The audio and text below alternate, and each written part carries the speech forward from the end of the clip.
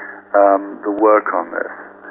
And so the first volume in the Golden Horde series of ceremonial magic texts was this one. It also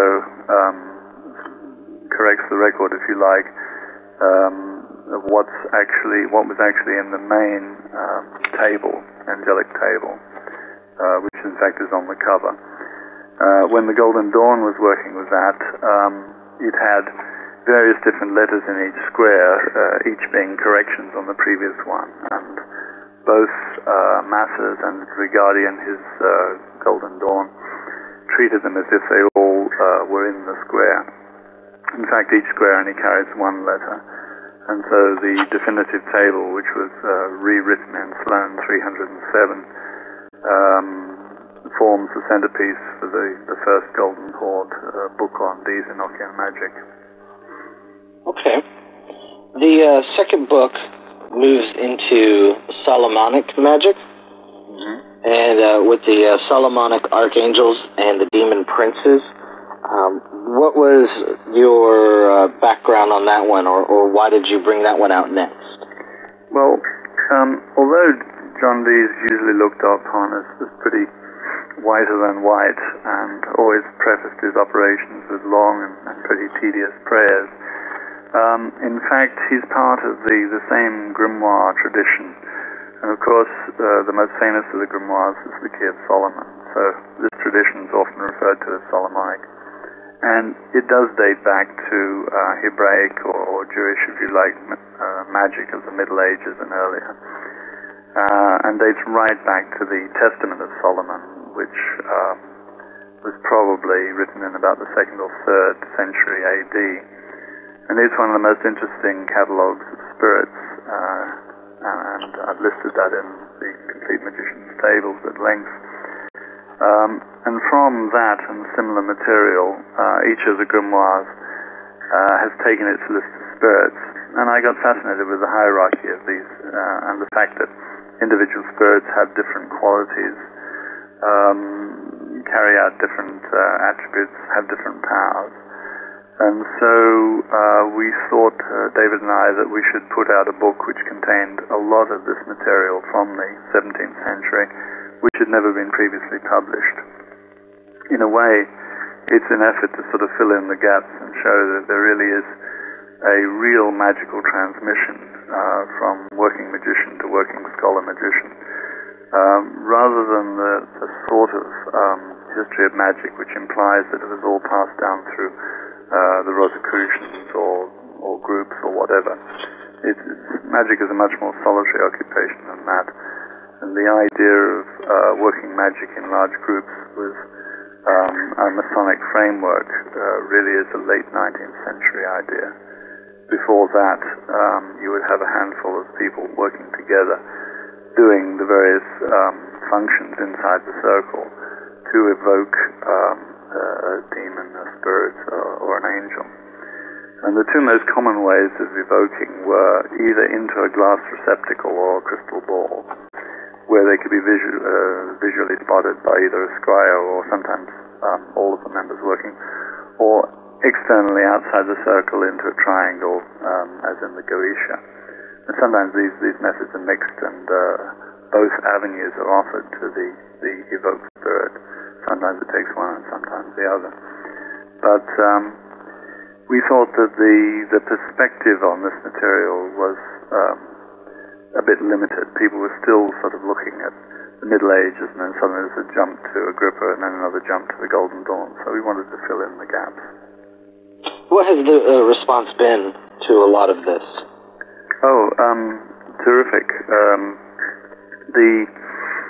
One of the responses to the D was that several people wrote and said that they'd wished that I'd put out the book that I'd originally planned, which is what I wrote back in the 1970s when I was reading Dee's manuscripts, which melded his entire system together and explained the connections. And indeed, I wish I'd put that out, but that's no longer an option. And so we'd opted for the development of the system over the next 100 years after Dee's death. And I think for a lot of people this is quite an eye-opener. and they can see that the various techniques explained in that century, which is used by working magicians who are actually getting results, quite good results, which people are not aware of now. When I say results, there's a number of records of practice where you see noted down by the various members of the groups in that time, either very strong poltergeist phenomena, visual phenomena, manifestation, and then various other effects, the sort of thing which you do not get in, say, a Golden Dawn Temple operation. Okay. Now, before we get into the Complete Magician's Tables, there's a third book planned in the series called The Goetia of Dr. Rudd, Angels and Demons. When is that coming out? Well, it's been delayed a little bit because of the work on the Complete Magician's Tables. It's planned for late November at the moment. There's been a lot of interest in this. When David and I first discussed bringing out another edition of the Goetia, we both said, well, there are so many different editions of the Goetia, why should we bother? And indeed, the best standard edition is that brought out by Joseph Peterson, which is what anybody should look at if they just want to look at the details of the manuscript of the Goetia and the 4 or 5 constituent books inside it. But what the Goetia doesn't do in those manuscripts is explain how, because the people who used the manuscripts in the 17th century knew how, and therefore that wasn't written down. So, for example, the very first word at the front of one of the manuscripts of the Goetia is the word Shemham Forash. It refers to the 72 angels whose names are generated from a passage in Exodus. And these 72 angels have been used for a long time on a specifically one-to-one basis to control the 72 demons of the Goetia. The problem is that the person who transcribed the Goetia simply put one word to indicate how it was done. And so, with nothing else, because it's a long tradition that individual angels have control over individual demons. This tradition, in fact, goes back to, and almost certainly before, the Testament of Solomon, where in the tables that I've done in Complete Magician's Tables, it specifies which angel controls which of the demons. Without that knowledge, just calling up a demon ad hoc is either going to not work most of the time, or it might even be dangerous. You need to know what the lever is to get it to work, and I think a lot of people nowadays do not know that. So our plan in publishing Dr. Rudd's Goetia is to publish his version of the text of the Goetia, which differs from the standard text in a number of respects. The first respect is that Dr. Rudd expands upon that single word, Shemham Forash, and explains how and where to use and which angel to use in the procedure. In our introduction, I've explained also the technique for using it and why some of the drawings that just occur without any explanation in the standard edition of the Goetia, how they're used. And this is not speculative. This is from the records of working magicians at the time.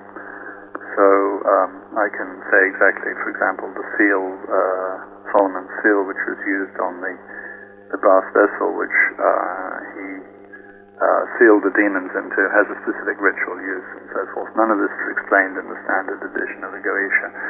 So that's why we did it, to take not merely the text, but to explain how to use it based on work which was done in the 17th century. And indeed work that's been repeated in the 20th and 21st century. Fantastic.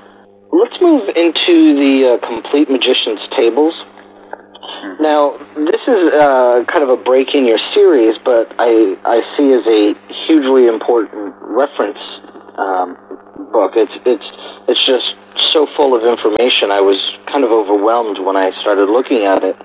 Why did you feel the necessity to create this? Well, there's again several answers to this.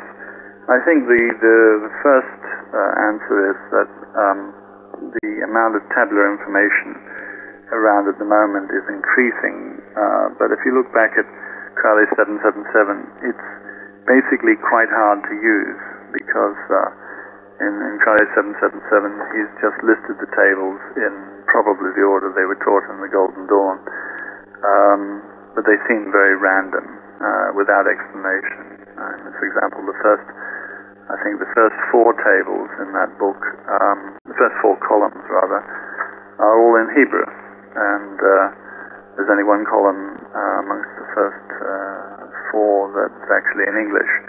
And this is not really the way that you want to start reading a book, particularly if you don't read Hebrew.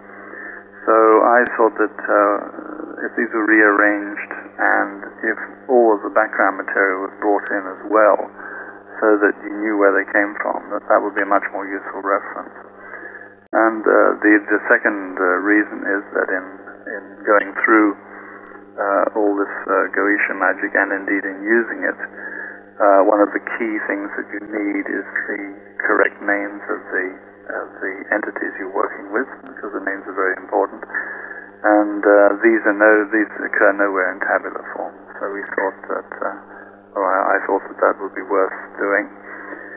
And then examining Crowley's method of laying them out on the tree, it was obvious that there are a number of different ways of designing the Tree of Life, and that the one that the Golden Dawn used only really dates back to the time of Athanasius Kircher, early in the 1600s. And it was Kircher who, because he didn't know the order of the powers, simply decided to number them from the top going downwards. So it's always down and right down the tree to number them. And this is the past numeration which is stuck in, I suppose, the Western esoteric tradition.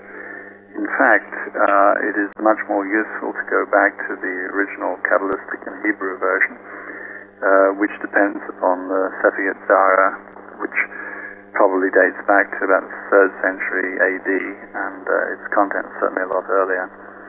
And in that, it very clearly breaks down the Hebrew alphabet into 3 sorts of letters: the mother letters, which relate to the elements, the double letters which relate to the planets, and the single letters which relate to the zodiacal signs. And so if you use the Tree of Life from original Hebraic sources, it's quite different from the Golden Dawn one. And therefore, I thought it was useful to, instead of using the Golden Dawn tree to lay out the knowledge, that one just simply tabulates it according to the planets, the elements, and the zodiac. And the very pleasing result of that is that a lot of correlation suddenly becomes very obvious, which it wasn't previously. And so I pulled most of the well-known grimoire material in, quite a lot of Enochian stuff, which obviously that's a passion of mine. Also material from the Jewish, the Islamic and the Christian background, which is necessary because all of these religions have dealt with angels and spirits at some point. And then, of course, the temptation was overwhelming to bring in material on feng shui and Chinese Taoism. One of the other areas which I've never written on, but which I have some experience of, is Taoist magic. And that's probably a whole different conversation, but I tabulated some of the spirit tables from Taoist magic. And then, thinking about astrology, although astrology has been written up in an awful lot of ways, it's a long time since anybody's ever written astrology up as it was relevant to the magician. So I looked back and reproduced a lot of that in tabular form, because although nowadays astrology is very concerned with individual delineations of one's birth date. In the past,